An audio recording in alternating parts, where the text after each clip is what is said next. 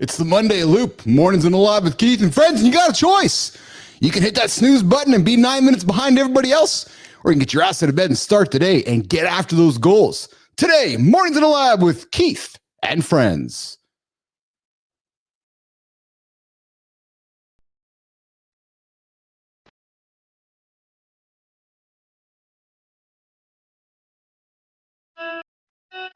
Welcome to Mornings in the Lab, where excuse when something negative comes up. Building muscle, blood flow. Nobody is expecting, John. If the lady's saying that, you're just Being a good super. be entertained by fun over here. How have I slept? Has my sleep been good? That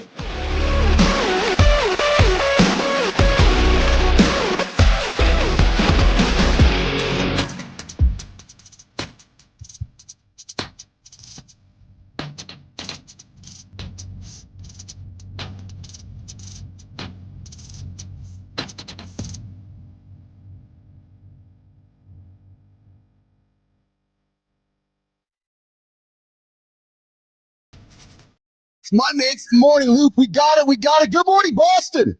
Yeah, good morning, Winnipeg. Good morning, nation. You got Mornings in the Lab here with Keith and friends. The only morning show to get your ass out of bed, baby. You got Marty over there. He's in the middle of the big WWE McMahon documentary. You got Johnny over there. You got producer Jimmy on the buttons.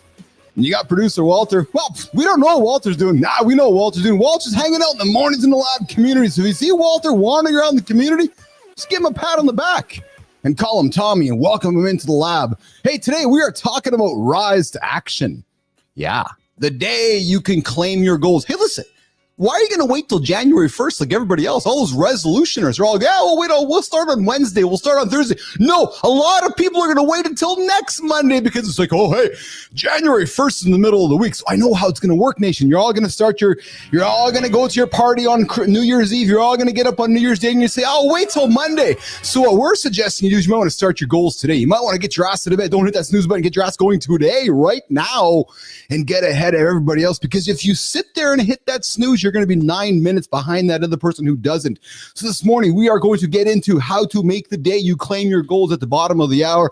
Coming in, Amy Reiner joining us from Boston, coming up about 15 minutes or so in center stage. She wrote an article about Uncle Keith. Yeah, she did. True story. And we're going to talk about that today. That's what intrigued her to write that article, as well as body language. You know how body language sets the tone for all of us. We're getting a conversation about body language, and we got a bunch of other topics to talk about today.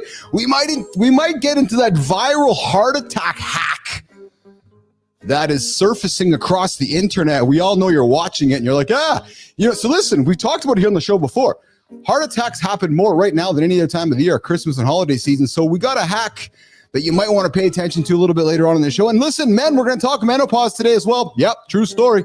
Oh, yeah, baby. But not what you think, men. Oh, no, not what you think. This is a conversation you want to pay attention to coming up in a few little minutes here about menopause. But, Jimmy, before we do that, let's bring the boys in. Let's bring in Johnny and Marty. What's going on, gentlemen? what's happening? How are you guys today? Johnny's got the black on black. Marty's got the brown on the white and the red I heads. finally got a color right, man. Oh, well, because I'm comparing you to Johnny, and I can see John's got the black on, and I got the nice blue robe on today. Apparently, there's a call to action for Uncle Keith wearing the robe there, boys. Like, you got to wear the robe. So I'm thinking about launching a Mornings in the Lab robe collection. You should.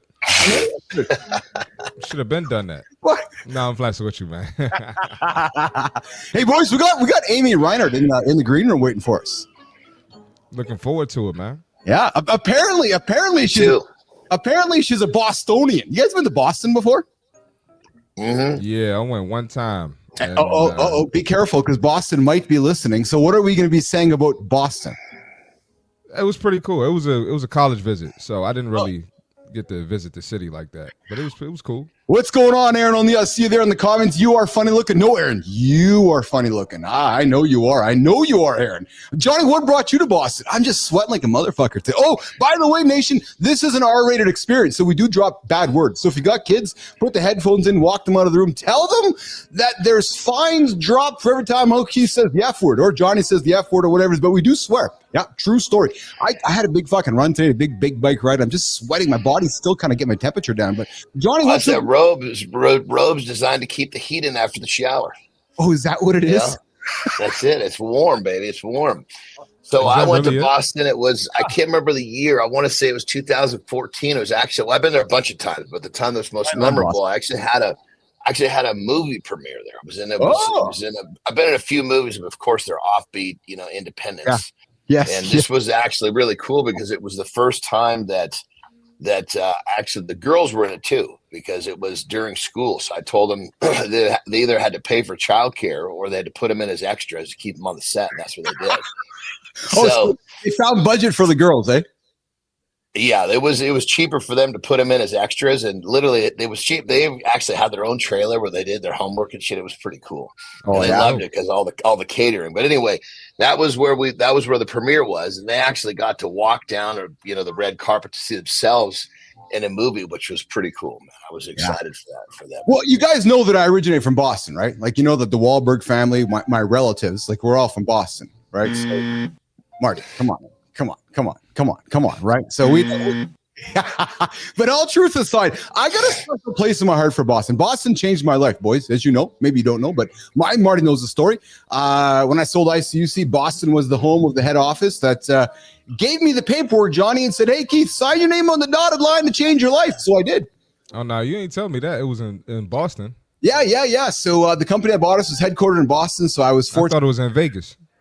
No, Vegas was the after party, Marty. Right? I can tell you, I can tell you, there was a plenty of trips between Boston, New York, and Vegas. Yes, that little circle of gotta go to Vegas for some party time. Back to Boston for business. Back to Vegas for party time. But yeah, Boston's had a great place in my heart. Changed my life. I love Boston. It's progressive. It's a beautiful city. Their sports teams, Marty, I don't know, man. Well, they just won a championship in the NBA. Yeah, so anyways, the sports teams, I'm thinking. Hey, look, I'm a DC fan, so I got to shut up. I can't talk about cities. But all y'all got is Winnipeg Jets, so I don't know if you need to talk about Boston, man. I'm just going to point out, boys, at this time in the year, the Winnipeg Jets are the number one hockey team in the NHL, so we might just want to call that out right now here on the show. So if I look at the standings, Boston, I don't think is nowhere near the top, but I think Winnipeg might be the top, just saying here on the show. Johnny, how was the weekend, brother? How's your weekend, Luke? It was good. It's good. Everybody's gone, so I'm back into my groove, which is welcomed. I know you're loving that. I know you're loving that. Everybody's gone, yeah. Well, it's kind of a funny thing because you at the same time it feels good to get back into it, but just a handful of days out, at the same time it's like a shift of gears. I'm just happier when I get to stay in gear. Yes, I hear you. Hey, boys, we talk on the show to our men here about this season having a massive amount of heart attacks. People that have heart attacks at this point in the season. Well, guys, I need you to pay attention to what I'm going to say next. Yeah. So listen, there is a viral hack happening on social media right now because we know, gentlemen, that social media has all the facts in the world, right, Marty? You know that if you go to X, everything you read is true. What? Come on, man. That's like when the internet came out, So, I read it on the internet. It must be true. Oh, yes. Christ. So my point is, gentlemen, real quick, you could make a case there's way more lies on the internet than truth. Fucking valid case. Oh, are you kidding me? Absolutely. The internet, anybody that's got a fucking keyboard is now all of a sudden some sort of a fucking scientist or a doctor or a fucking diplomat. Yeah, a keyboard. That's all you need to have a whole new social status. You got a keyboard, you're good to go. That's it. Listen, there's a recent social media trend that's been trolling across TikTok and the gram and all over the places around this idea of the cough CPR. I didn't say the CPR, gentlemen, the cough CPR, a controversial technique from the 70s that's apparently making a comeback, boys. It's this idea that while you might be having a heart attack, they're suggesting that you should cough it out. And I'm going to oversimplify it, but they're suggesting to cough it out. Yeah, so if you're having a heart attack, just start coughing. And the idea is that it might settle itself out. Well, I'm just going to offer this, guys. Don't. Just fucking don't. Well, Call so 111. So the whole idea is you start having a heart attack, you're supposed to cough, and that's going to get you out of Dodge. I mean, how most people don't even know they're having a heart attack. They're on the fucking floor. That's why I'm actually oversimplifying. How are you going to cough when you feel like you got a Mack truck sitting on your chest? Yeah, who the fuck is thinking about coughing and you having a heart attack? I'm just calling it out because there's a video happening right now. It's circulating the across a number of feeds, and we know how this works, guys. Right? We know how this works. You see it. Oh yeah, I saw this on the internet. I think it might be true. No, I'm telling you right now. If you're having a fucking heart attack or something uncomfortable, call 911. Don't because you know what's going to happen, Johnny and Marty. Some nephew, somebody within a different generation. I love all of you. Not trying to be pinpoint anybody. Hey, Uncle Johnny, just cough it out, man. You're going to be okay. We don't need to call 911. No, call 911. Just call 911 because we want to have Uncle Johnny live a little longer. I would almost guarantee. I don't know. So I've never had a heart attack, but I've heard a lot of friends that have had them that told me this is good. and. You know, they are fucking scared to death. The last fucking thing they're going to do is listen to their fucking nephew tell him to cough it out. Yeah, okay, that's right. Yeah, let me cough. Or anybody. I mean, they feel like they're fucking dying and, oh, it's okay, just cough. Fuck you. Get the ambulance in here. Right. That's what they're saying. Man. There's no fucking, I mean, at least I had a buddy of mine that had a heart transplant. So he had so many heart attacks, probably 15. And he said, literally, it just feels like this major amount of pressure starts setting in on your chest and you feel kind of paralyzed. How the hell are you going to cough that out? Yeah. So the point is, guys, call 911. Don't be just listening to your nephew or your niece or somebody you just saw on TikTok. Because I know my buddies, they're hanging out on TikTok. Just TikTok, TikTok. Oh, hey, I got a heart attack. I'm just going to cough it out. No, don't. Don't believe the TikTok. Believe what.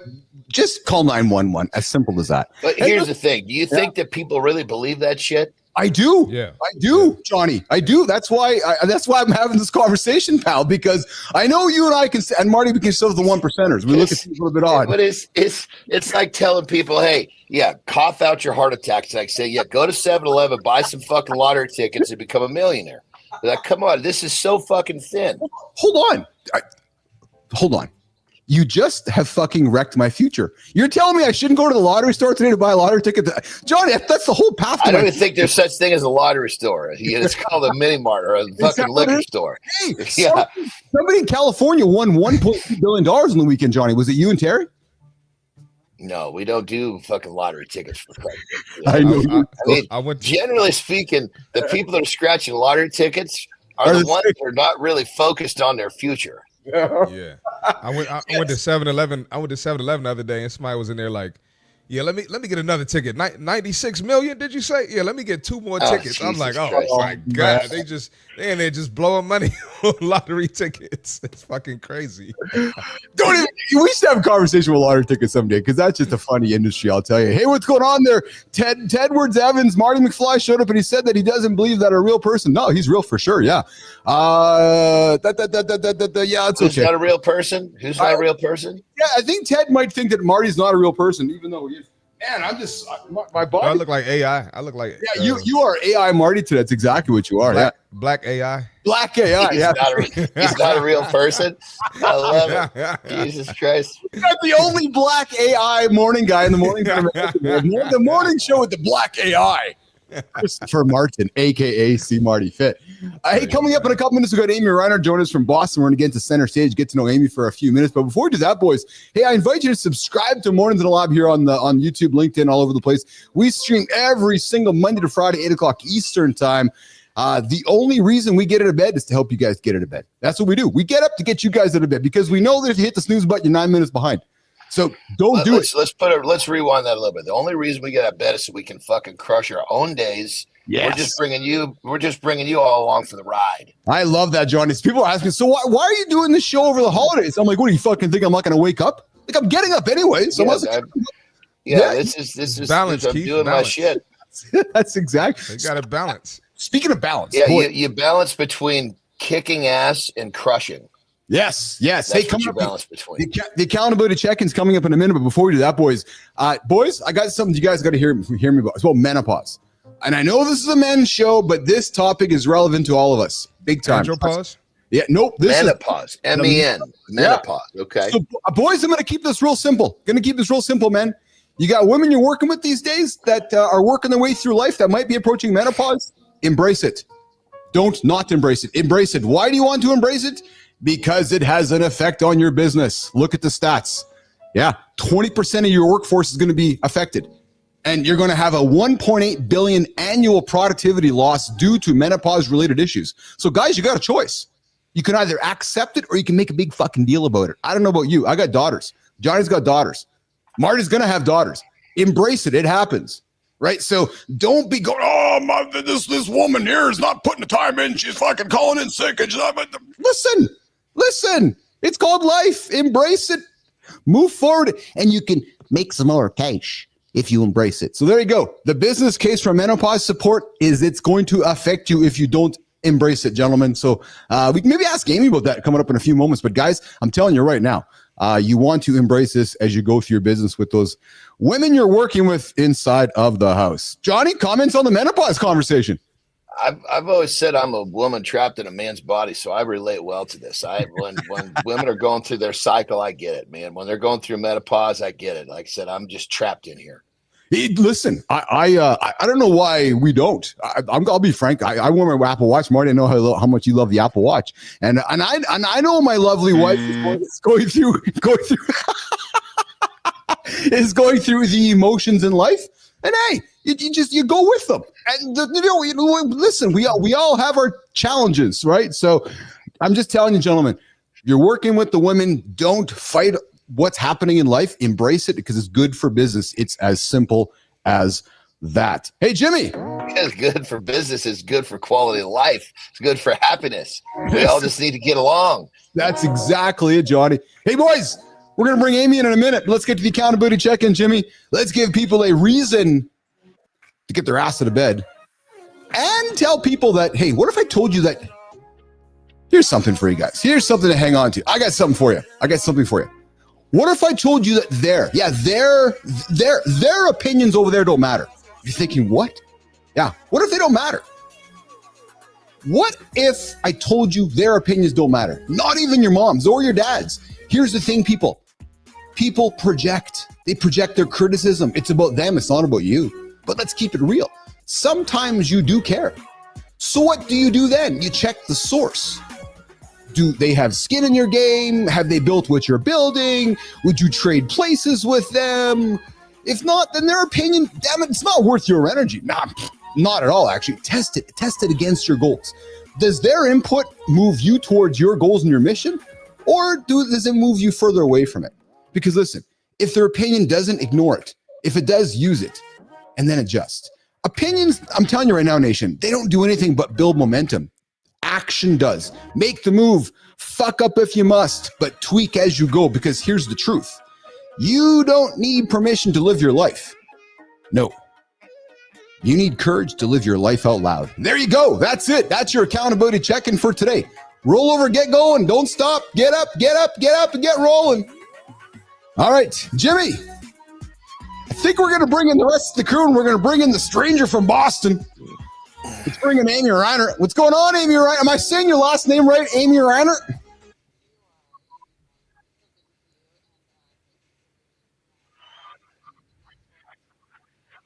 Yes. Oh, real quick. Amy, can you unmute yourself on the horizontal? Awesome.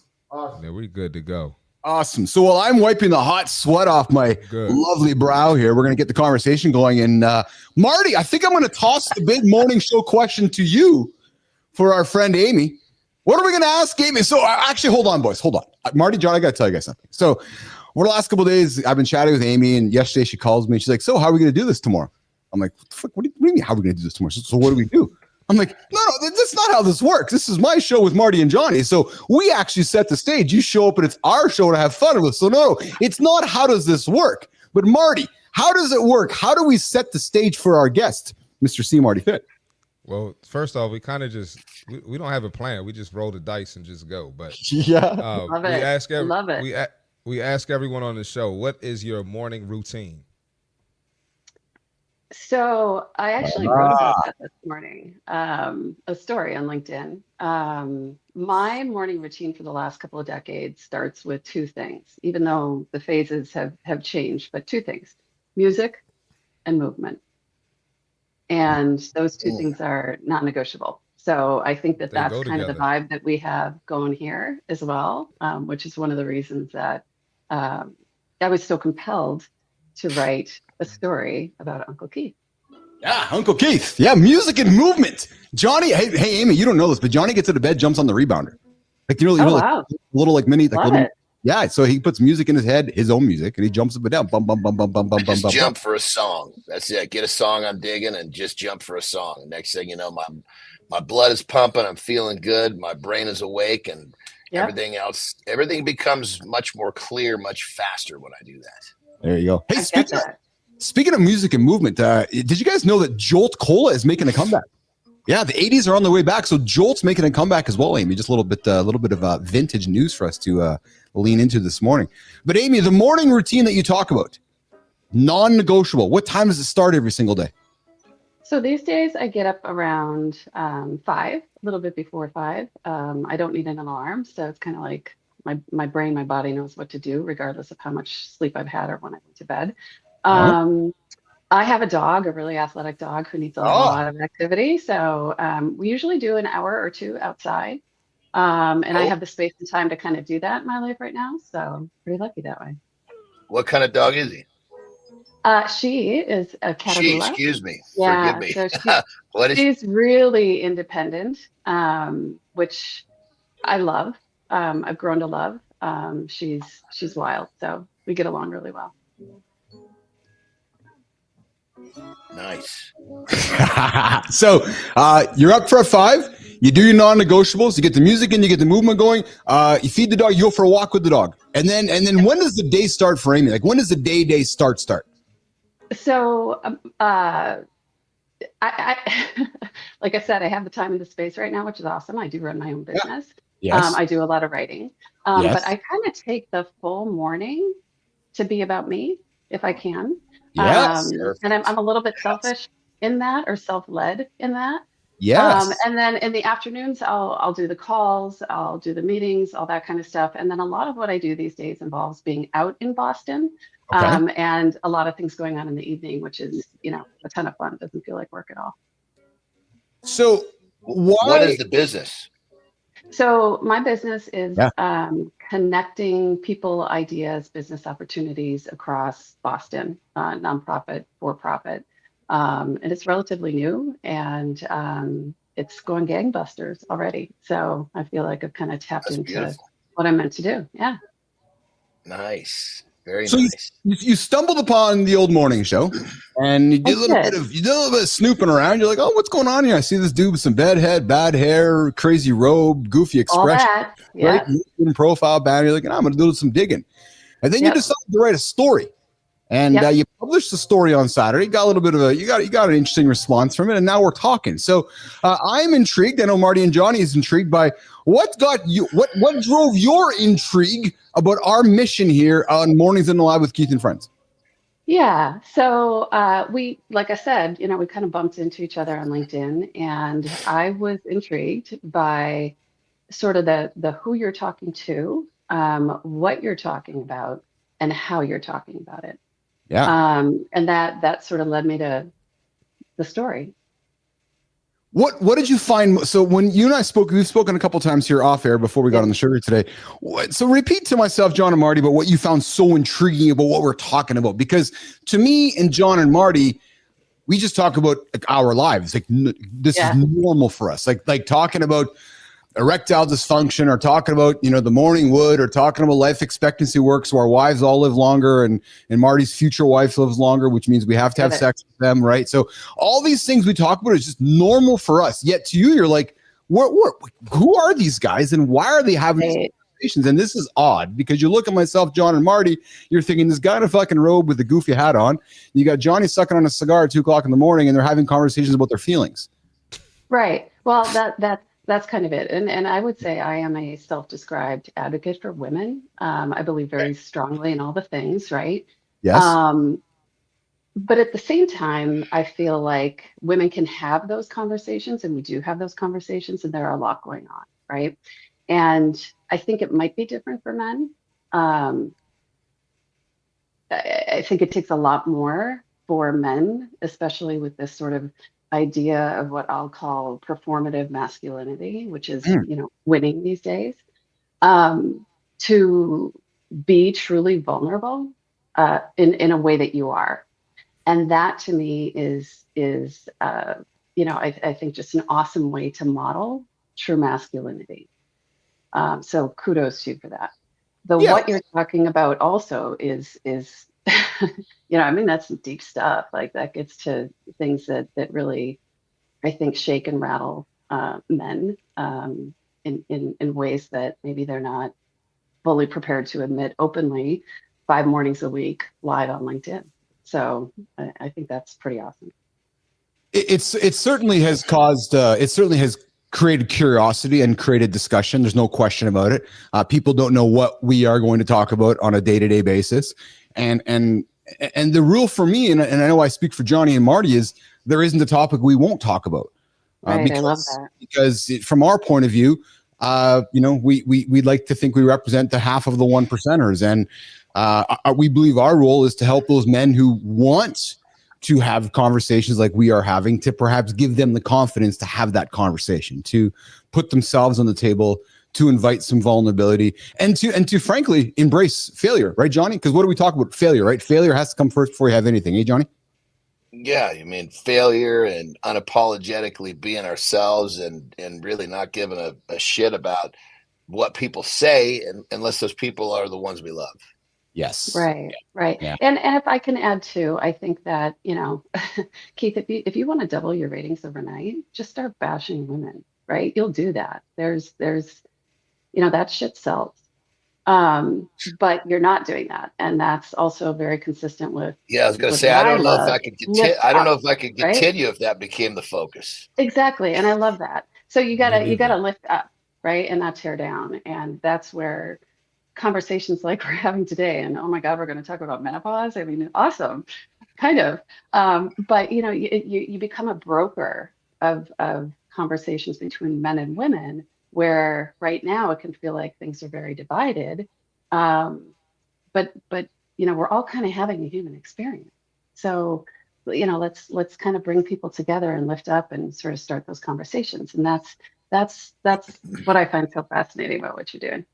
Yeah, and I think what we find is that it's easy. And if there's anything, I give credit to Johnny, Amy, is that when Johnny showed up on the show here, Marty and I are still wondering how the hell he showed up on the show. But when Johnny showed up on the show here, he really has had a big influence on encouraging our conversation to stay positive, because it's Yeah. easy to go down the negative path. It's easy to beat up on shit because, let's face it, the internet and everything else is about beating everything up. And yeah, we can have fun with it, but at the end of the day, you only have so much energy in your body and energy in your life, and only time in the day. So Right. if you want to take 60 minutes and choose to put it into negative energy, it's not going to get you anywhere. Or you can put 60 minutes into energy, it's going to get you somewhere. I know where I'm going to choose. So that's one thing. When you pay attention to negativity, it starts to kind of it puts a haze over your goggles. You start to see things differently. When you acknowledge negativity, you're a different creature than when you do not acknowledge negativity. And that's for me, I'm just a happier person when that shit just goes right by and I don't see it.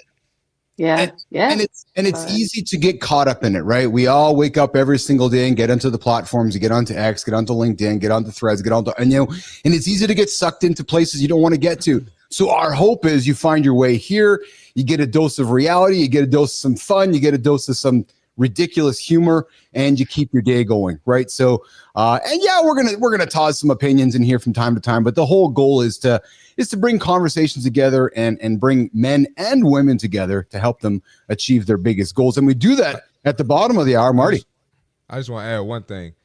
It's crazy to me how, as humans, it takes more energy to be negative than positive, right?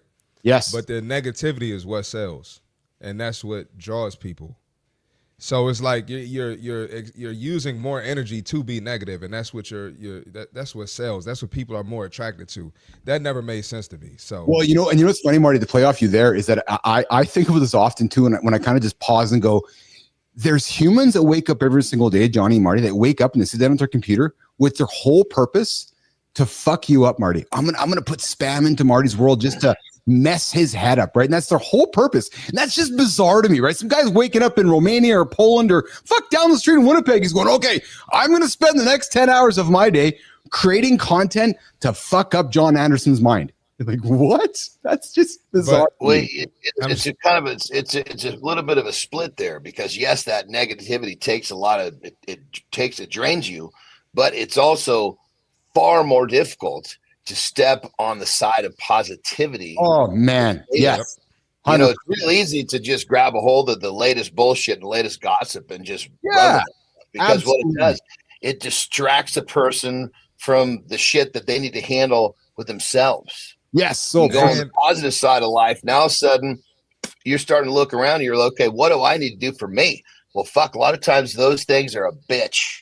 And it's much easier to go and talk smack about somebody else and forget about your own problems and hide in that negativity. Well, it's so true, Johnny, because it makes yourself feel better, right? Scott Benzie, I see you this morning. Good morning, Scott. Thanks for joining us here this morning on the show. Marty. Yeah, I just wanted to add that, these people that are putting out the negativity, they don't realize they're doing it to people who are super unselfish, because we putting out the content out with the intent of helping people. So I'm waking up positive. Johnny waking up positive. Keith waking up positive. Amy, I'm sure you are too, because you're here. We're waking up super positive, so that negativity isn't even going to affect us. So they sitting there wasting their time at the end of the day. It's so true. I know we're not wasting time. We got to fit in with Marty here as Uncle Keith's choking here on the microphone. Amy, we'll take a break. Johnny's got to go to the bathroom. I got to clear my throat. We're back in 90 seconds. Make today the day you claim your goals. I'm getting out of here, Jimmy. Let's get out of here, guys. Go, Marty, go. Hey, Keith, we love the authenticity, brother. We love it. All right, man. We got the fitness tip for today. So as we are in this social media age, right, you're going to see people using all types of equipment. You're going to see them using the fancy stuff. You're going to think to yourself, why does my gym not have that? But I'm here to tell you that you don't need the fancy stuff to get results, and you don't need the fancy stuff to get started on your journey.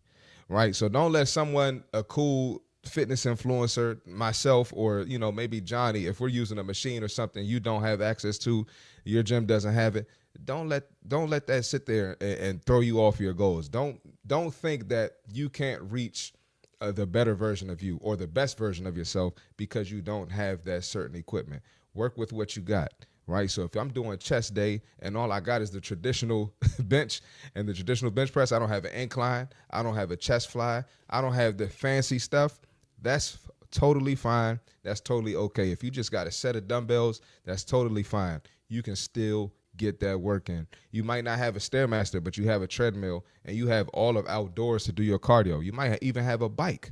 Even if you don't have a bike, you can still work with what you have, get better, and get your results. So don't use social media as a comparison to make you feel lesser than or make you feel like you're not capable of getting there. That's the fitness tip for today.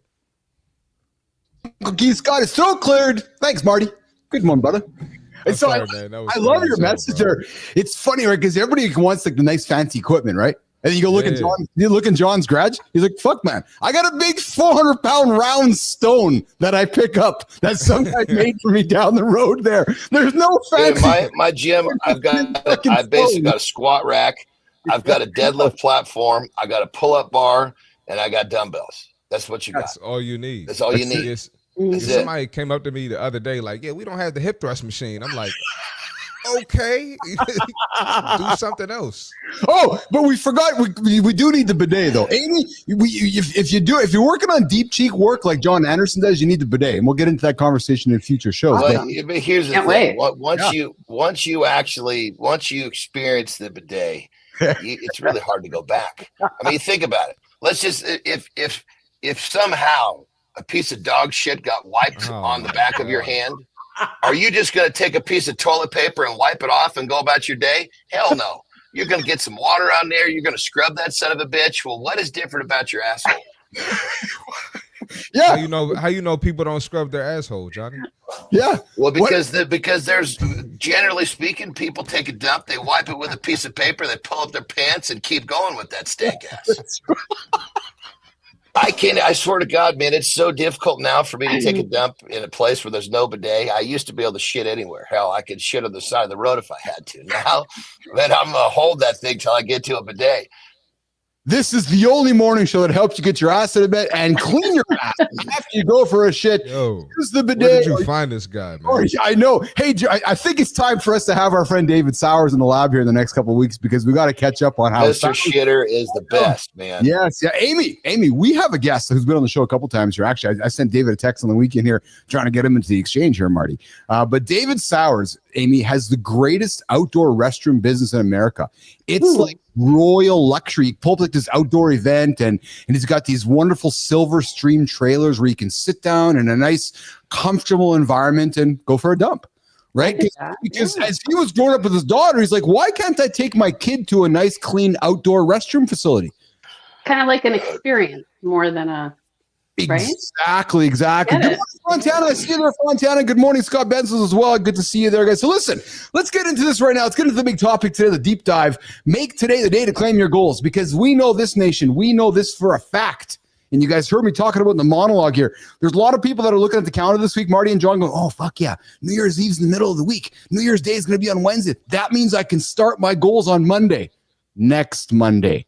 Really? Like, come on, people. No, actually start today. Exactly, Johnny, right? Because we know people game the system. So they're going to look at it. They're going to go, okay, well, it's New Year's Day today. I got a couple more days of eating shitty, and then I'll finally start on January. The whole idea of New Year's is just the fact that people wait until New Year's to start something new. Every day you wait is another day you waste. So let's get into it. He's actually absolutely right. What's the cost of waiting? Procrastination reduces opportunities for achieving long-term goals. The cost of waiting is career stagnation. You're going to sit around and get lower salaries. You're going to have increased stress, and you're going to reduce your motivation. So, guys, you're sitting around right now. I'm hoping by the time we're done this segment, there's some motherfucker getting up going, I got to get going, man, because I heard enough from Bilous. How about procrastination chips away at your confidence? You know that you should be doing something, and you're not doing it. When a creature of any type is doing that, they're chipping away at their self-confidence, their self-esteem, all that shit. Take the first goddamn step. Amy, when you hear the cost of waiting, what does that mean to you, Amy? So, I always encourage people to start when they're going to start. And right now is really the perfect time, right? Today, right now. I think, though, that, it does take some time, whether it be days or weeks, to start to build that momentum. But just like all those positive things have momentum, so do all the negatives, right? Yes. And the cost of waiting is fueling that momentum for you to just wait and shrink and wallow. So yeah, like right now, like why not say this is the moment I'm going to start? Because what choice do you have, especially when it comes to your body? Yeah. And how your body and your mind and how you show up in this world are so connected and symbiotic, right? Yeah. So now, absolutely, waiting is a behavior pattern, and behavior patterns is what dictate our future. And if you have the behavior pattern of waiting, you're gonna be fucking waiting for the rest of your life. Right. Marty, yeah. It's like people say, "Oh, I wanted to do this, I wanted to do that. What happened in my life?" Well, don't you remember? You were going to start tomorrow. And it's a never-ending fucking thing. Start tomorrow. Life is fucking gone. Yeah, I was just going to add, you got to change your mindset towards it. I take the sports mentality. You're not. There's no staying the same. You either getting better or you get worse. Yeah. Right? So if I'm not putting shots up, right, my shot is getting worse. If I'm not in the gym consistently and practicing movement consistently, I'm getting fatter, or I'm getting more and more out of shape. I'm losing my endurance, etc. Whatever it is you want to call it. Go ahead. Well, Keith. Marty, one of the things I like that you always talk about with the content that you constantly create is that every day we're making decisions, right? So the decision you can make can build a big back, or the decision you can make today can build towards your goal, right? Yes, So sir. and it's one of two decisions, right? And there's no gray area there. So it's actually quite black and white. And but yet we get too caught up in I don't know what I should do. No, it's either you're either going to go this way or this way. My encouragement is to go this way, right? This is what I gotta add. It all comes down to accountability, right? 100%. You made that choice to eat whatever you wanted to eat. You made that choice not to read the book, or you made that choice to be lazy at work, be a shitty parent, whatever it is. You actively made that choice. So you need to be accountable for it and realize that you can do better. That's it. That's it. And to do that, go ahead, Amy. I just wanted to add like accountability when we talk about that, whether it relates to our personal life or our professional life. Sometimes it connotes sort of a negative, has a negative connotation. And I don't look at it like that. I mean, accountability can be awesome.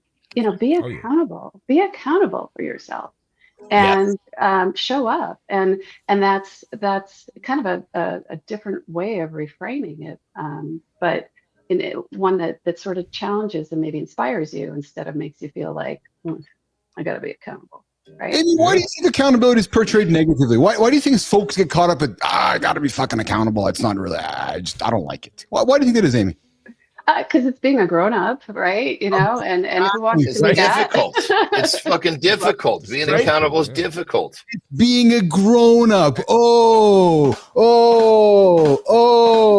Marty. And it's ego. Yes.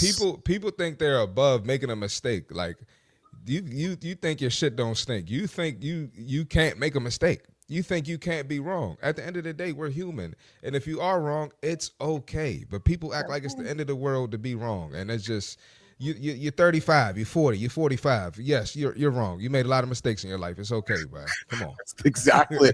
So guys, as you're rolling over today with the morning wood, write down your goals. Your goals first thing, take care of your wife. Yeah, take care of her. That's it. Because you do nothing else. The rest of the day you've done something. But truthfully, write down your goals. And maybe it's on a piece of paper like Johnny. Maybe it's on a digital platform like myself. Maybe it's a fucking tablet rock. I don't know. Fontana, what do you write on? But write some goals down. Write them down. If you've never written a goal down in your life, start today. And maybe it's not SMART goals. I'm not a big fan of SMART goals. I find them too rigid. They're too caught up in the 1940s. Maybe a flexible goal that's kind of dynamic and movement. But that's something that I would absolutely encourage you guys to do is write down your goals today. Make it concrete. And hey, I got an offer for you guys. I got a fucking great offer. Come to our show with myself, John, and Marty, and tell us your goal. Yeah. Make a public statement on this show and then come back regularly and hold yourself accountable to it and see what happens. I guarantee you come make a public statement on this show, you're going to hold yourself accountable. Why? Because you told the world. You told the world. You tell the world you're going to come back and you're going to hold yourself to that. Right, Marty? That's right. It's exactly it. It's exactly out there in public. We're going to hold you accountable. That's exactly it, right? You're going to take that immediate action. So you come on this show, and that's how this thing got started. Right? I showed up because I said to somebody a year and a half ago, I'm going to start a show, and I'm going to show up 1 o'clock every single day. But Keith, why live? So it keeps me accountable, right? So that's exactly how we built this thing. And then you take immediate action, and then you just kind of keep going every single day. Daily goal enforcement. Write those goals down and go, go, go, go, go, go, go. So I know some of this sounds cliche and simple, guys, but the reality is we're talking about it because we all still struggle at this point of the year going, I'm going to get started on Wednesday. I'm going to get started on Monday. Do you know if you start next Monday, it's already January 6th. You've got almost what a quarter of the month is going to be by, Marty, by the time somebody gets started. And people don't even start at first because they go out on the New Year's Eve. They get up, do what they do. And then the next day is a recovery day. Well, shit. Now they haven't. I mean, again, the whole waiting thing is just got to be. It's just got to be kind of removed. If you remove the whole waiting, and I'll do it tomorrow, and the procrastination and waiting for the perfect time, life just starts to transform, whether you like it or not. And I do want to add this one up here as well, boys, because Johnny and Marty and actually Amy, I'm wondering about. I'm curious about your opinion on this as well. You got to create a conducive environment for success. Here's the reality, nation.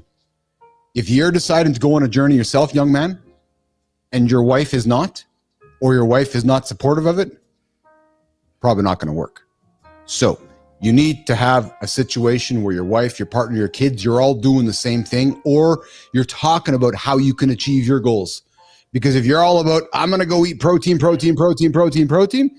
and honey over there or partner over there is at the store buying packaged goods, you're going to collide. So that conducive environment is absolutely important for success. You know what people. You know what people do? Because I say something like that all the time, and then they'll be like, well, this person, it worked for this person. It worked for this person. And you got to realize there's an exception to every situation. Of course, there's always going to be an outlier. But generally speaking, you're going to clash at some point. Yes. Big time. Yep. Yeah. And think about that too with your friendships. I mean, not just your home environment, which is so important, but your friendships, who you hang out with, what you do when you go out. Are you playing tennis? Are you playing pickleball? Or are you sitting at a bar? Right. So that kind of stuff, and work. If you work in real life and show up to work every day, are people bringing in donuts? Or, I mean, like think about your whole world and your habits and the people that you interact with, and then start to, I think, choose more selectively about who you hang with. Yep. Or get new friends. So there you go, guys. Or there you go, guys. There's a little bit of our main topic today. It's as simple as this. Start today. Yeah, start today. And you have a free accountability partner show every single morning to help you achieve your goals. I'll be here every single day in 2025 and for the rest of my life. Marty and Johnny. So if you're looking for that accountability partner, it's right here on LinkedIn, YouTube, X, Threads, all over the planet, 8 o'clock Eastern time. We're going to be here to help you guys achieve those big goals and so forth. So, Johnny, you got the lifestyle tip. Amy, can you stick around for the next 50 minutes or so? I'd love to. Yeah, thank you. I have a topic I'm going to throw it on here. 7 surprising facts about sexual fantasies that men and women talk about. It's curious. It is interesting, I'll tell you. Boys, let's get after it. Johnny, you get the lifestyle tip. We're going to get back with some fantasy talk coming up in a minute. Action. We need big, aggressive action. That's what it's all about. Don't sit and think about what you want to do. Don't plan it out too much. Just take the first step. Action is the key to get this thing moving. What is this thing? Whatever it is you want to do, whatever it is you want to achieve. Remember, procrastination or perfection, I should say perfection is procrastination. This is a better way to put it. If you're waiting for the perfect time, if you're waiting for the perfect plan, if you're waiting for the perfect moment, it doesn't exist. Action. Big, nasty, aggressive action right here, right now is exactly what you need to get this show on the road. So don't wait. Tomorrow's no better than today. An hour from now is not better than this exact moment. So take a deep breath, take the first step, and go get your shit. Rock and roll. Action. Get going, guys. You heard Johnny. We all can wait. Waiting's easy for all of us. Action's hard. So you can roll over right now and you can sit around and wait for tomorrow, or you can take action like Johnny talks about. And I would encourage you guys to take action. Yeah, you can get ahead of yourself. ASMR Healing, I see you there in the comments. Good morning. Welcome to the show. I encourage you to subscribe to Mornings Alive with Keith and Friends, the only morning show to help you achieve those big goals. We go 8 o'clock Eastern time right here on LinkedIn and YouTube. And we are into what we typically have is the protein break, but Jory Jansen's out hanging out with her sister. And actually, hey, Johnny and Marty, we're going to go for dinner with Jory here on Friday. And but she'll be back. Yeah, we'll get her back into the lab next week to talk about food and protein and all these great things that help us move forward. But I thought I'd throw a topic on the table that I had some humor in putting together. I find it in my local readings, and it is 7 surprising facts that we humans have about sexual fantasies. John and Marty, Amy, this is a good one, man. And what I found fascinating about this is how actually common and normal most of what I'm going to share with you guys is, instead of not being normal. And I find that which was what most surprising, right? So let's get into them. So statistically rare, only 2 out of 55 sexual fantasies studied were considered unusual. So think about this. So fantasies like group sex and encounters with strangers are quite common. And that was the results of this thing here. And understanding the prevalence of fantasies can reduce feelings of guilt or shame. So here's some stats, boys. So I got it here for the stage here. So women's domination fantasies. Women, 64.6% of women fantasize about being sexually dominated men. So men, we're not talking about, grinding your partner to death or nothing. We're talking that she's might be curious about being dominant. Unless she likes that. Yeah, yes. So, and then 52%, Johnny, 52% of women are fantasize about being tied up. So there you go, gentlemen. And then 36.3% of both females fantasize about being spanked or whipped. So we got a wonderful female on the show here, and we're not going to put her on the spot about what happens in her own bedroom. But Amy, amongst your friends, I'm curious. Do these numbers maybe kind of we talk about that? Yeah. So do these numbers seem curious to you, or the kind of the conversations that the female sisterhood is having about their partners? Amy, this actually surprises me a lot. Okay. It does. I would actually say of the conversations that I've had with people in my circles, Yes. We would probably be in the minority. Interesting. Okay. Yeah. Let's keep it going here. So this one sounds interesting too. So we know we're a safe space for all. So John and Marty, looking at us, guys. So same-sex fantasies in heterosexuals, women. Over 1/3 of heterosexual women fantasize about sex with other women. But here's the interesting thing, boys.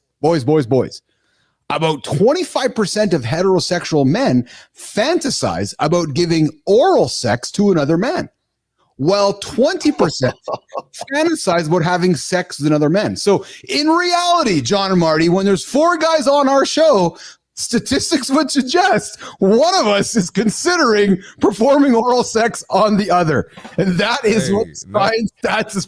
And hey, listen, hold up, Keith. Yeah, cut.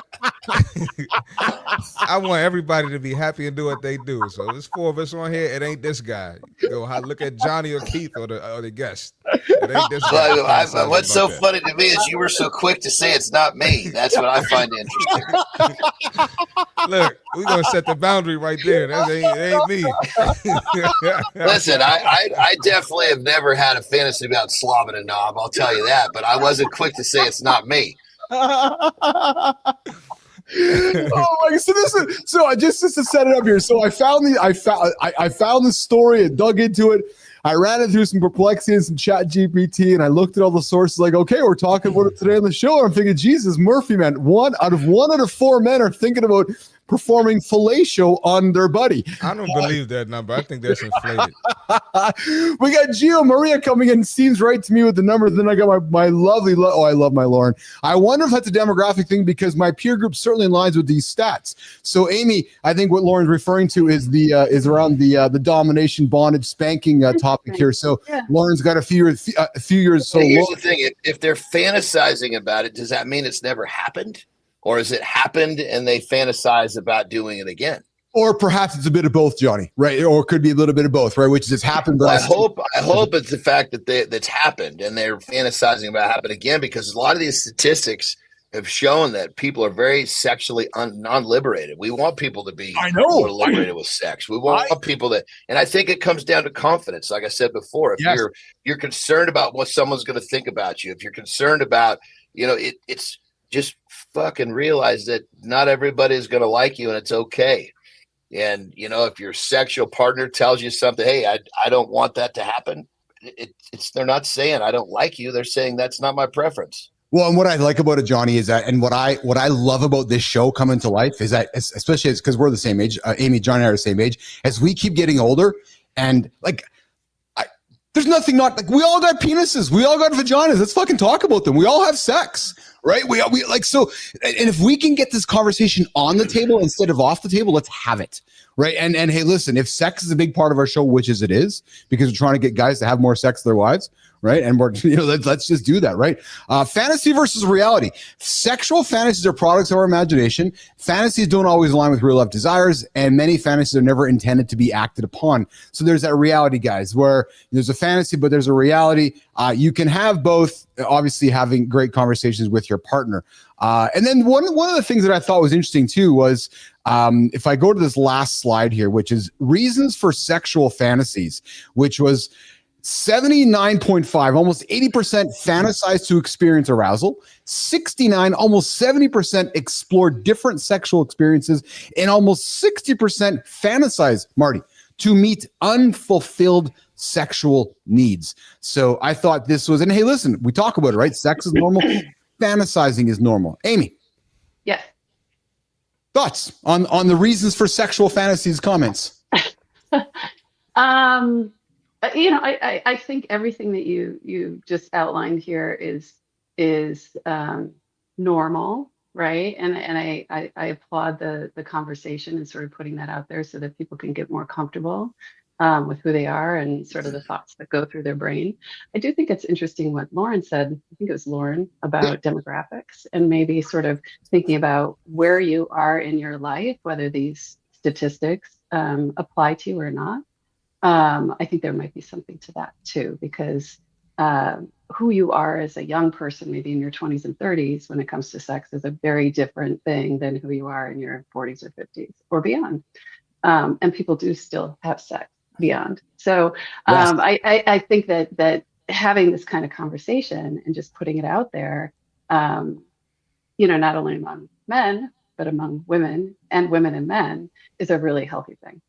Well, and what we're also learning about as well is that there is one of the discussions we're going to have here in the new year is around and about pornography, and there's a big trend again being influenced by our social platforms around choking with men and females having sex and choking, in today's sexual age. I'm not here to make judgment around that, but just to talk about this idea of choking our partners. And it's become more common. And it is because of the proliferance of pornography, and it seems to be a generational thing, which maybe if you're somebody in your 40s or 50s or 60s, you're thinking choking, yet to somebody who's in their 20s and 30s, this seems to be much more of a normal behavior that perhaps needs to have a discussion about, which I'm happy to have a discussion about here in the coming weeks here in the lab. And Lauren jumps in here too, is saying totally, Amy, because I do think it is a generational thing, right? It's the way we use words. It's like using words, Amy and Johnny, about making love. Like, who used the term "I'm going to make love to my partner today"? Not many humans do, unless you got a VHS. Can I add something? Because you kind of touched on this earlier with the discussion about menopause, and I know that you guys talk about similar things that affect men with aging. I love that conversation too, because as women, approach a certain age, there's a lot of things that can go wrong as well, right? Yes. And having this kind of conversation is healthy, I think, so that we can acknowledge that. But I also want to say that most of the things that affect men and women sexually with sexual dysfunction and aging are treatable. Okay? Yes. So you don't have to go through the next half of your life not being the person that you want to be in that way. So again, I love it you blew my mind when you were talking about menopause. You absolutely blew my mind. Just awesome. Talk about this. So why this? So as we're getting to the top of the hour here, I threw menopause onto the table, and you saw why I did, and frankly, it has nothing to do with women. It's actually about men. I'm like, no, guys, we need to embrace all the females that are going through menopause, because if we don't, we're all not going to make a lot of cash. So, and I'm simplifying. Yeah, it's a truth thing, right? Because but Amy's calling in sick. What's her problem? Well, no, maybe she's going through menopause. Let's lean into that. And that's a really hard thing. It's a weird conversation for me to have, and I think that it strikes to a fear that a lot of women have, especially if you are somebody who's, doing really well in your career and you're leading teams and businesses and all the things. So it's kind of hard to say we're not showing up for work, or there's a business impact to menopause. I really, really struggle with that. Yeah. Because again, it just gets to some real core fears, but it is real, right? Brain fog is real. The physical symptoms are real. And I encourage people not only to have conversations with your employer, certainly if it's affecting you, but also know that you should be having a conversation with your doctor. It's not just a normal part of aging. And most of the things that trip us up physically can be treated. Yes. Well, hey, listen, I'm a huge proponent. I've always spoken this way. If you have a female who's going to become pregnant or who's going through menopause, you got to support. I don't know why you wouldn't. And if you're a human that's not going to support your female, I'm going to encourage the female to go find another boss and go find another job. So let's go back to the fantasies. That was way more fun. Well, on that level of fantasy, check this out. I think we've been talking about sexual fantasy, but when it comes down to it, we fantasize about all sorts of shit. Yes. And when we fantasize about something and we go get it, that's fucking fun. I mean, you think about different parts of our lives that we fantasize about. I mean, I was a fat little son of a bitch. I fantasized about doing the stuff that I did athletically constantly. And I chased it down. So whether it's a sexual fantasy, obviously what you got to do is you got to fantasize about the right shit. Oh, and I like that, Johnny. I like that a lot. We got Gio coming back here as a millennial woman of 31. Yep, choking's more normal today. I didn't think it's just pornography that sparked it, though. And then Gio comes in with, I missed that menopause. I'm actually writing a case study on it. We'll watch the YouTube one soon. There you go. And Johnny's right. Fantasy is is a certain helps us. We're talking about goals here. And fantasizing about being, having a six pack or achieving the next job or achieving a goal by the end of this year.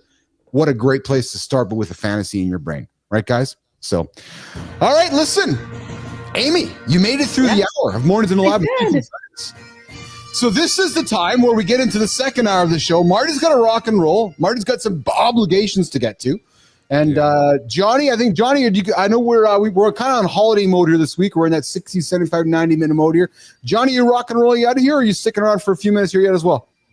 I'm good, baby. Awesome. Johnny's going to stick around. Amy, are you sticking around for a few minutes? You're going to rock and roll as well. I'd love to if I'm invited. Awesome. Will you stick around? Yeah, we're going to keep this going. We've got a couple other topics thrown on the table here to get into. Marty's going to go. Marty, what do you got on the table today, brother? What's happening at the Big Golders gym today?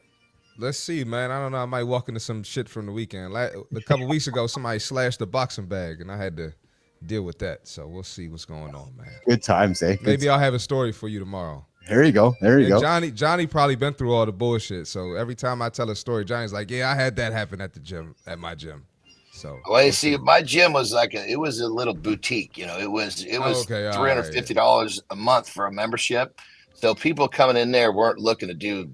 It kept all the riffraff out of there. Yeah. So we'll see, man. See y'all tomorrow, man. Amy, nice to meet you. So good to meet you. I'm sure I'll be in touch. You'll be back on the show soon. Yeah. Yep. Nice to see you. I'll see y'all. Have a good loop, brother. Have a good day, y'all too. Yep. All right, Marty's out of here. We're going to keep it going here with myself, Amy, John Anderson, Mornings in the Lab with Keith and Friends, the only morning show to get your ass in a bit. If you haven't subscribed, I invite you to subscribe to it. Good morning, Boston. What's going on in Boston today, Amy? What's happening in Boston today? What's the weather like? What's happening in that neck of the woods today? Not great weather today. It's rainy, pretty gray, but man, nothing gets the city down. I mean, it's the greatest place, and you got to visit more often. So are you from Boston, Amy? Are you born and raised? No, I grew up in Wisconsin, Sheboygan, Wisconsin. Oh, there you go. Yeah. You can take the girl out of Wisconsin, but not the Wisconsin out of the girl. So. That's been here a long time. There you go. All right. So listen, I found something here I wanted to talk about here this morning as well, which is I thought this was a good topic for us guys here to talk about today, which is hold on a second here, guys. I just need to I lost it, and there it is here. Did you cool off? You don't seem like you're sweating so bad. Yeah, well, I think I found some time to cool off here in the last hour. I was sweating, man. Holy smokes, I was sweating for that first 20 minutes or so. And I guess you're right, Johnny. The robe is designed to keep the heat in, but I had a good workout this morning, and I thought I'd be cooling down with those first few minutes, but I apparently wasn't. I was sweating like a motherfucker, man. Holy smokers. Amy, how's your first hour gone? Super fun. Yeah, having a great time. And again, not knowing what we were going to talk about, that this is the best way to do it. Organic. I so agree. When I first came, when Keith and I did our very first stint together, he's like, "Yeah, well, this is what's going on." I'm like, I don't want to hear anything. I just want everything just come. I just want it to come just straight. Whatever comes at me, I'll deal with it when it comes. That's organic shit. Yeah. Yes. All right, let's talk a little bit about. So you guys know who Damon John is from Shark Tank? He made a post here that I thought was quite interesting. He talks about 5 social media mistakes that businesses make, and I want to talk about this because Amy, I know you're in the world of marketing, and I know I've been there. Johnny's there as well, and as guys are closing out 2024, looking into 2025 and planning their businesses, they're thinking, what do I got to do? And what are the mistakes that I might be making along the way? So Damon John shared 5 social media mistakes that businesses make. And I thought I'd throw it on the table here to have a conversation with you guys. Because Johnny, I know you're a big fan of what I'm going to say next. And Amy, I'm curious to know your point of view on this as well. Number 1, not planning content. Amy, you first. Is that a big mistake? You find a lot of humans that are they just kind of make it up as they go along. Talk about the value of making content and planning it, Amy. Yeah. So yes and no.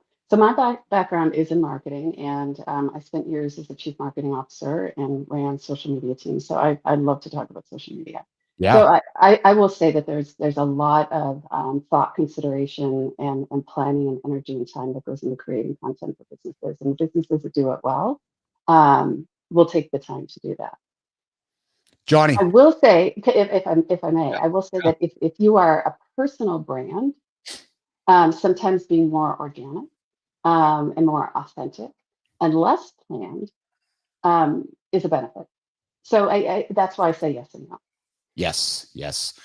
Johnny, you're a big planner of content, and you're a content machine, Johnny. So somebody leaning in right now who sees your content day in and day out, talk about the value of planning content, John Anderson. Because I'll add this to you, John. Somebody looking at you going, fuck, that guy's pretty strategic and quite diligent at what he does. And I've been watching you, man. You are good at it. Talk about it, Johnny. Well, thank you, brother. You are. Know, it's been such an evolution, man, because way back when, and I fought it when it first came in. I was like, Jesus Did you really? Christ. Yeah. I was like, oh yeah, this is like social media coming in. Well, keep in mind when I was competing in strength, when social media wasn't there and it hit, guys that were actually using social media were being fucking kind of browbeat in the locker room. Like, don't self-promote, because we promoted through our performance in those days. Oh, right. Yeah, and so it was really the guys that went to it were kind of getting, they were getting kind of beat up by all and I was one of those guys where I was like, it was easier for me to take the side of, oh, this is bullshit, let my performance do the speaking, than actually learn to do it. Well, real quickly, you learn that as times change, you better get on the bus or you're going to miss the son of a bitch. So in the beginning, it was just I would just kind of turn the camera on myself and I would just kind of talk. And I was, keep in mind, for my wrestling career, I was trained to do promos, so I could just turn it on and go. And in those days, when you could actually speak for a minute or 30 seconds and actually have it go smoothly and not have it be cut up, that was viewed upon as a really like a unique thing. Now it's like, Jesus Christ, nobody gives a shit. It's like, if it doesn't fucking, if it, every 3 to 4 seconds, if the camera angle's not changing, if there's not a jump cut, if there's not something going on, you're like, somebody's gone. And so it's really like, for me with social media, it's like there's a discovery process constantly going on. What are they biting on? What do they want to hear? What do they like? And you're always trying new things to find out what that is. But then realistically, you have what I call pillars, right? You have, like, my pillars are Terry. People love when Terry and I do videos. People love when I do some sort of thing in the kitchen. They like when I uncover some sort of a food statistic in the grocery store. And then the other one is where I'm just speaking and getting people to think differently. Like, I'll say something like, oh man, that makes a lot of sense. I never thought about it that way. Well, and those are the pillars right now, but they're constantly changing. And so you got to kind of evolve with what your audience is biting on, but then is it the part of your audience that you want to attract? So it's a fucking deep rabbit hole, man. Well, and I love the work you do, Johnny, because, and Amy, if you get a chance to look at any of John's content, what I like about it, John, is you make the most simple lifestyle content digestible and real for your audience. Like, you'll stand in the grocery store, you'll hold up a bag of peas, and you're like, here's something you need to know about it. I'm like, holy fuck. Like, that's, and I think a lot of people overthink their content, Amy, where John just goes through his life and creates content around it that is so meaningful. And I love the value of that, Johnny, because that's what, to me, social media is you're educating others through your life. You're not overthinking it. You're not overproducing. It's just, here's what it is, guys. Bag of peas. This is going to help you or not going to help you. Simple as that. So I have a bunch of questions. First, I love this because it sounds like the tail is not wagging the dog, right? Yes. And which is awesome. But where are you, and how do you manage content on multiple different platforms if you're on multiple different platforms? Like, that alone is a full-time job, right? Oh, it's so basically, the way I do it is that I'll do my primary Instagram account. That's the one with the biggest following. So I'm the one kind of out front doing the posting to kind of figure out what I guess I'm leading the way in terms of figuring out what needs to be done. Then my social media manager, he sees what I'm posting, and then he knows what to put on the other platforms based upon what I'm putting out. I love because that. between I have 2 Instagram accounts. What is it? Threads. I mean, there's probably 670 of these son of a bitches, and it's like I guess it's kind of like at a certain point you realize that, or I realized that me thinking and me problem solving was so much more beneficial than me actually posting. I needed that time to create. I needed the time to think. I needed the time to kind of plan. And so then when you get someone like a videographer who, a lot of my stuff is done through him, and then, all the posting is done. So really at that point now you kind of become, I don't know, very competitive, if you will. If you're doing it all yourself, it's very difficult to stay moving as fast as the fucking social media current is taking you. Yeah. John's really good with it, Amy, because like I said, he creates content that I think many would kind of have dull moments. You're like, oh yeah, like, because it's about value. It doesn't have to be, you're not here to create a fucking epic opus Christopher Nolan movie.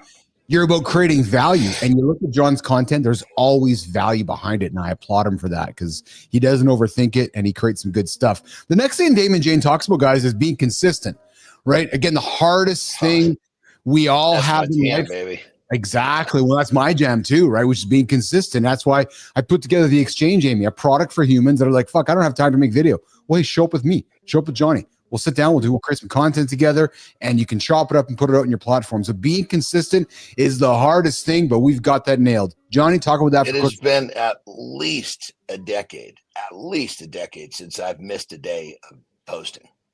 At least. Yeah. And if there was a day that was missed, it was based upon some direction that someone had given me about, hey, you need to do this, post 2 days, skip a day, or whatever bullshit they were feeding me. But back in the day, it was like, it's just changed so much. Now, if you're not posting every day at the same time, you're really, really holding yourself back. And I'm a guaranteed 2-a-dayer, guaranteed. Sometimes I'll sprinkle in a third. I'm kind of getting ready to move into a third this year, but the 2 is foundational.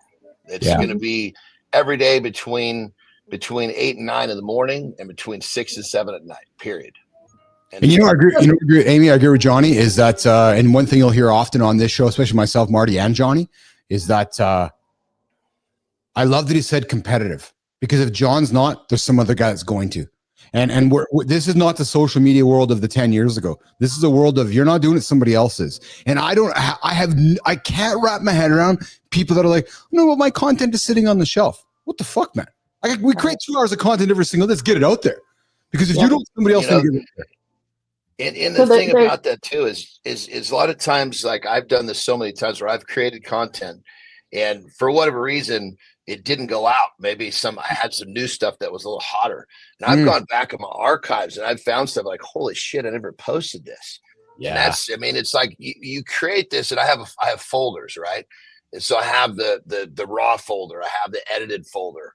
And so it's almost like you're creating this library of stuff that you can use, and then you can even repurpose it. I have a couple of videos that I can go back to the well on, and I can get like that meat in the bag video. Yeah. Keith, remember that? Dude, that thing has gone viral at least 5 times. I just got to space it out about 3-4 months apart. It'll hit every time.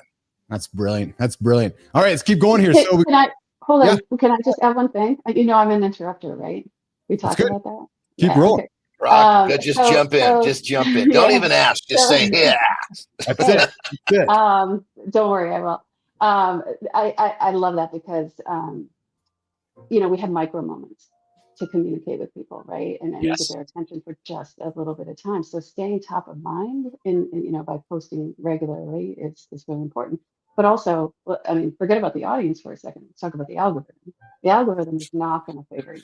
No matter what platform you're on, if you're not posting with consistency. So I applaud that. And I love being reminded of this, because right now I'm literally writing and hitting publish. And I don't care if it's 2 in the morning. I don't care if it's 8, like I'm not really looking for a plan right now. I'm just kind of going with what I feel is right. But it's neat to be reminded of when I am ready to make a different kind of effort.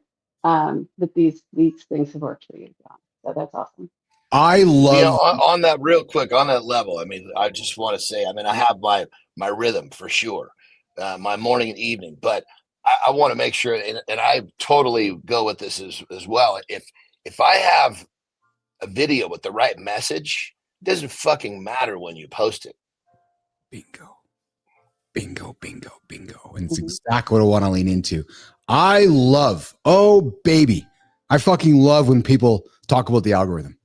I love it. You know why? Because it's fucking lazy. Oh, my content's not working because the algorithm doesn't like it. Oh, my content's not working because I posted at the wrong time. Oh, the algorithm. Because it sucks. That's why. Exactly, Johnny. Exactly.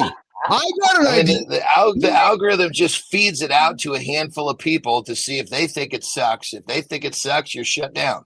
They feed it out to those people and they like it. It keeps feeding it out. The algorithm is just all it is the truth. Exactly. I love Algorithm's an excuse why your content's not working. Oh, I didn't get my content posted today because the algorithm sucked yesterday. Or I love all the fucking algorithm experts on LinkedIn. Yeah, I'm looking at you experts. Oh yeah. Fuck, just post good content. I got a better idea. Audience, not algorithm. Create content for your community, aka your audience. And hey, they might come back. They might come back at 8 o'clock. They might come back at 2 o'clock. They might find your content because the algorithm's not working. So stop blaming the fucking algorithm and start putting some good content out. There you go.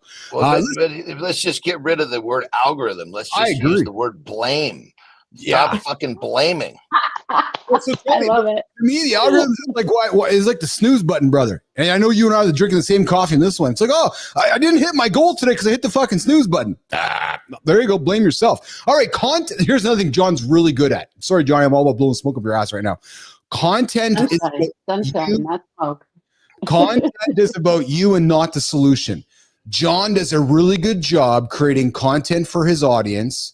That when that man, he knows his audience, that man walks into the store, grocery shopping, Amy, and that man about to reach into the freezer, and that man goes, wait a minute, I saw a piece of content from Johnny saying, holy fuck, this meat actually is not actually meat. It's actually 88% processed meat, not real meat. So when John creates his content, he's a great example of making content for his audience, not about himself.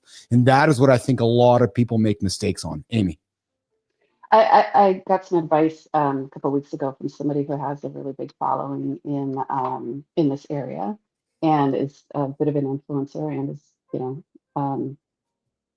doing that daily. Yeah. And he said to me, make sure that as you continue to do this, that you are not using your platform as a pedestal, right? And I loved that because that was sage advice from somebody who has been there, done it. If you have a platform, don't turn it into a pedestal, right? Yes. Keep your audience in mind and bridge conversations. Don't create further divide. And that conversation I'll always remember. I like that. I would add to that because I am creating a pedestal where I believe it's my duty, John's duty, Marty's duty to take our audience along on the pedestal with us. Where we don't. Well, I think we got to define pedestal. If pedestal is so you can sit there and suck your own cock, that's different than pedestal. Like, let me stand up a little taller so I can spread this great message. Yeah. So I believe so I don't see myself. I know that myself, John, do not see ourselves bigger than our audience. I see myself as a shepherd. I see myself as a shepherd to help that guy get out of bed and go, holy fuck, if Keith can do it, if Johnny can do it, so can I do it. But I have no desire to get on the pedestal and talk down. I want to encourage and empower, but absolutely create a pedestal for men to feel like they can be a part of a place where they can have a conversation that's safe and help them achieve their big goals.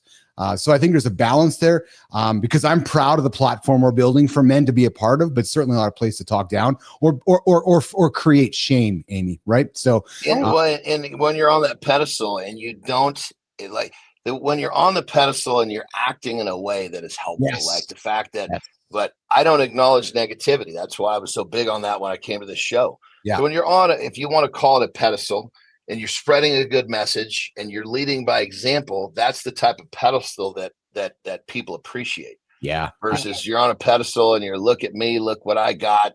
That's the wrong kind of pedestal. Or the moral high ground kind of thing, because that's easy to do too. Yeah. Especially. But I agree with that statement, because generally speaking, with social media, people are doing it to flash.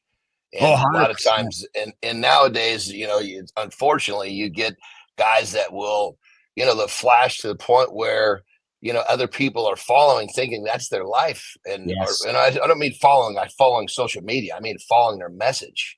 That's right. And there's more to it. It's don't look at the things that someone's accomplished. Look at the habits that created the things. Because in many cases, those habits don't exist. If those habits don't exist, that's not a person you want to follow.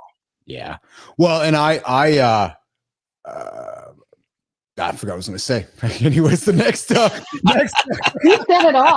said it all. Like that was just beautifully stated. You can't follow that up. There's the cat rarely grabs his tongue. That might be a first on this show. I love it. There's two things that Damon also puts on the table here, guys. And I weave these around a little differently than his top 5, because I thought these are the next two I think are the most important things that we need to be doing as we're growing our businesses in 2025 in social media. The next one is not responding to comments. Nation, if you're going to create content, you can't ghost people. You got to create content and get there for the engagement, right? The engagement is more often the positive engagement. Exactly. Yes, exactly. So create that content. And if you heard what Johnny said, Johnny creates content and produces it very much at the same time. So his audience gets used to that same time so that he can go engage with his audience. So yes, there's value in serendipitous moments. Yes, there's values on trying at different times, but there's a lot of value on scheduling your content the same day, just like television, and getting people used to that and then going engaging with them. And I could not encourage that enough. And the last one is, that's a piece for sure. That's a piece of why I do it, because of course the algorithm is more friendly than when you're doing it at the same time. But the biggest reason why I do it in those times is because it's my rhythm. If I'm in a rhythm, I don't fucking forget shit. That's how I'm consistent. I'm consistent because of my rhythm. Yes. And then the last one that he puts on here, which I think is the number one reason, the number one thing that you should be doing in 2025 to drive your business on social media, is to absolutely unequivocally focus on your community and not focus on the sales. Yes, you heard me correctly, Nation. Don't sell. Build community, build audience, build conversation, build interactions. And as you build, what'll eventually happen is sales will happen. If all you're going to do is sell, it's not 1980. Yes, I know we got to make money through business, but that'll happen through trust. Build your community, build your audience, interact with that community.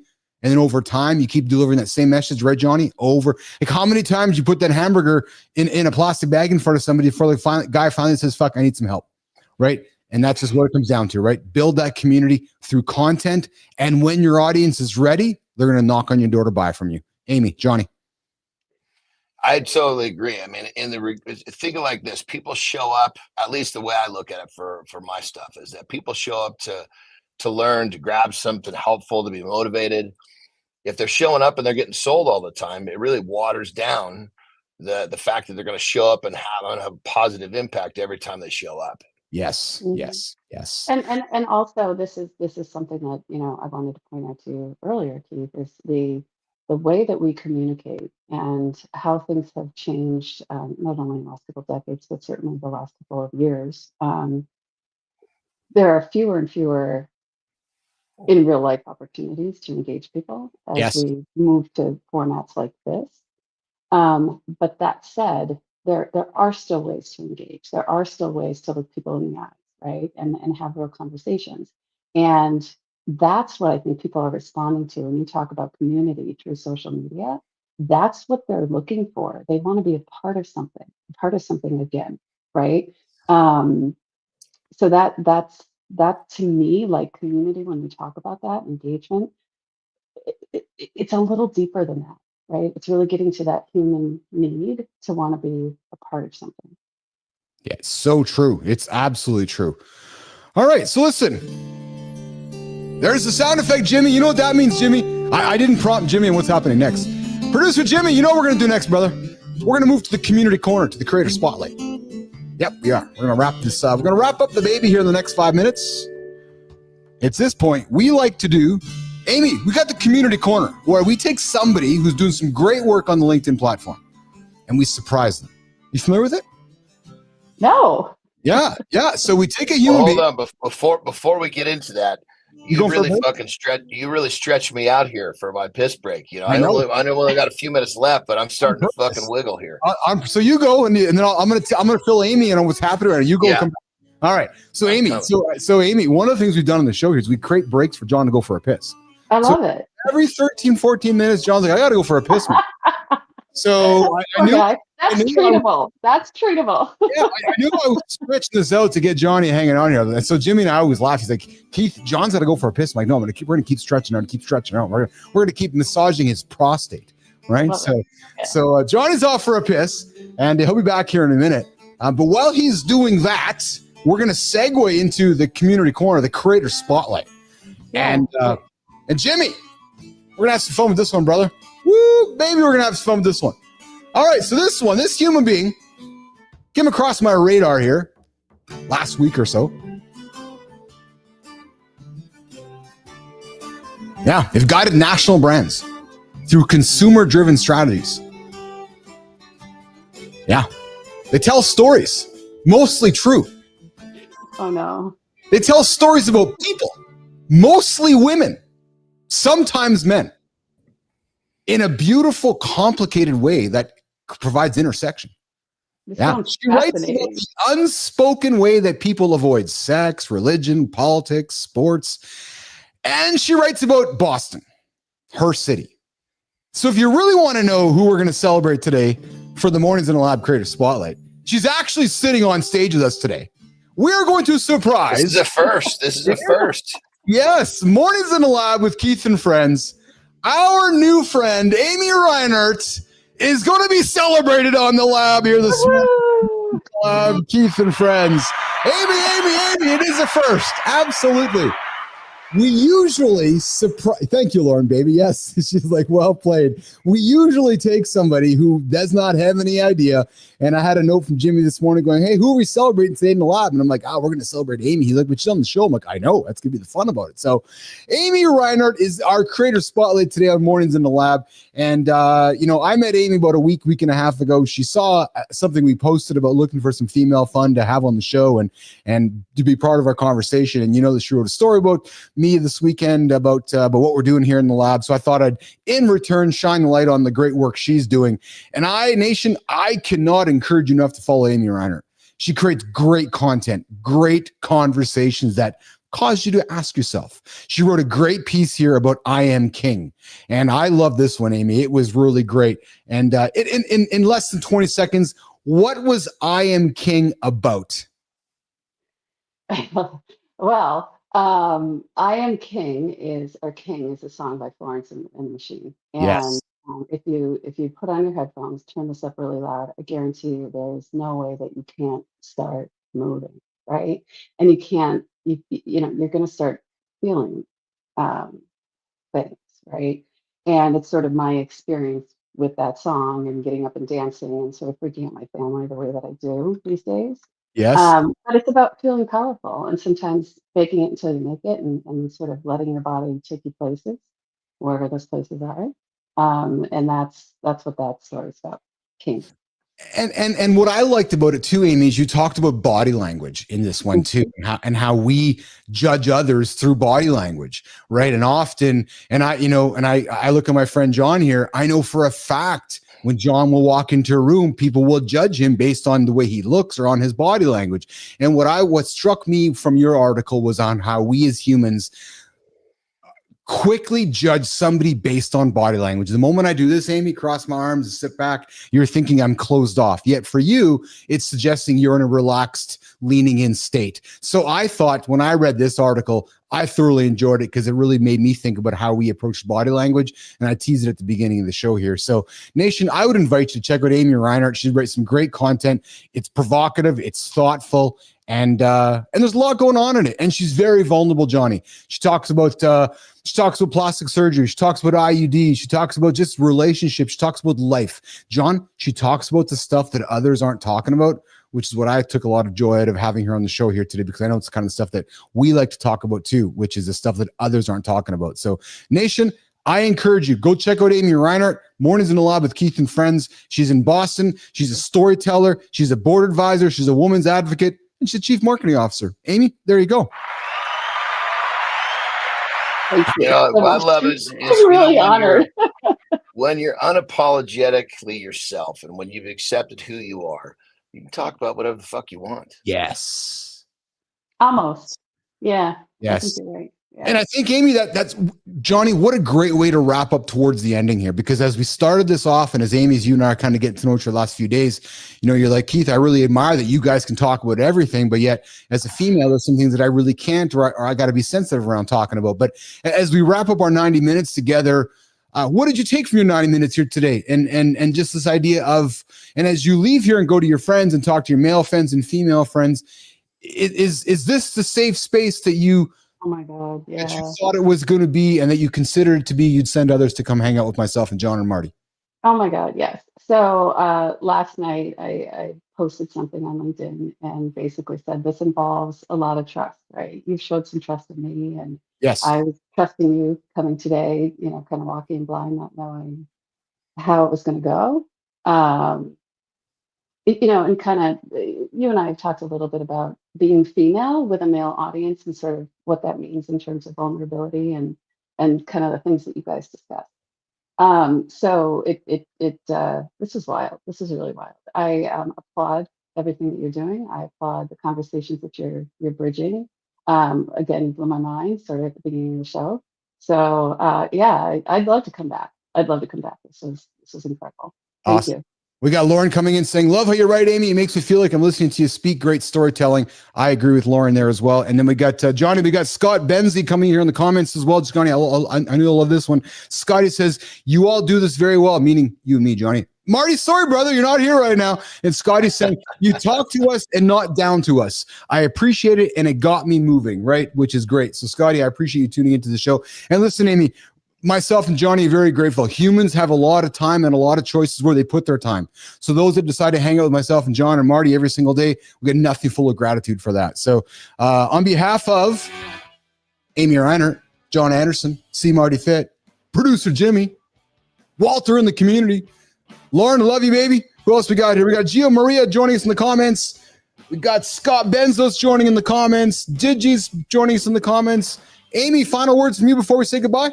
Just thank you. I mean, what an honor, and you know, the audience that you built, the community that you have here. I'm grateful that you included me. Awesome. All right, guys, listen, we'll see you guys tomorrow, 8 o'clock Eastern time. We're back here. Amy, hang tight in the green room when we say goodbye. Johnny, you have an awesome day, brother. I love you, man. It's time for a great loop. I love you too, my brother. Let's go fucking own the day. Let's get after it. Get out. Hey, what do you got? I got international bench today, Johnny. What do you got today, brother? You know, funny enough, I actually tweaked my pec. Oh. So I'm going to be kind of training around that. Today's the first day that I'm going to be kind of figure out what I can and can't do. I know that I can always resort to back because it's a pulling movement, but I guess I'm probably going to do back based upon the tweak in my pec. There you go. There. And quickly, did you get a chance to train with the brother-in-law, with the son-in-law on the weekend? Yeah. It was good. It was. I brought him right to the point where he was talking about throwing up. Then I backed up a little bit for him so he can stay in the game. We're gonna put that onto the docket for tomorrow morning. I want to hear how that went, because I know I was eagerly wondering how he was. No, that already happened. Yeah, I know, but you guys did it, eh? Yeah, you guys did it already, eh? Yeah. Oh, yeah. Well, you want to talk about it tomorrow. Yeah, I'd like to be curious about that. Yeah. Okay. All right, guys. Have a good one. We'll see you guys tomorrow, 8 o'clock Eastern time, right here on YouTube, LinkedIn, X, all over the planet. Johnny, have a good one. Amy, have a good one. Jimmy, let's get out of here, brother. See you guys.